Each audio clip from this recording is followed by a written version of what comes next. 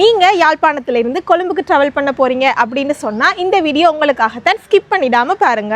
உங்களுக்காகவே சைந்தன் travel new magnet பஸ்ஸுடன் நம்முடைய வல்வெட்டி துறையில இருந்து கொழும்பு மொரட்டுவ பல்கலைக்கழகம் வரைக்கும் டிராவல் பண்ண போகுது. வல்வெட்டி துறையில இருந்து 7:30 PM யாழ்ப்பாணத்துல இருந்து 9:30 PM கொழும்பு நோக்கி பயணிக்க இருக்குது. அது மட்டும் இல்லாம கொழும்பு டு ஜெஃப்னாவும் ஜெஃப்னா டு கொழும்பு மார்னிங் அதிசொகுசு பஸ் சேவையுமே இவங்க வழங்குறாங்க.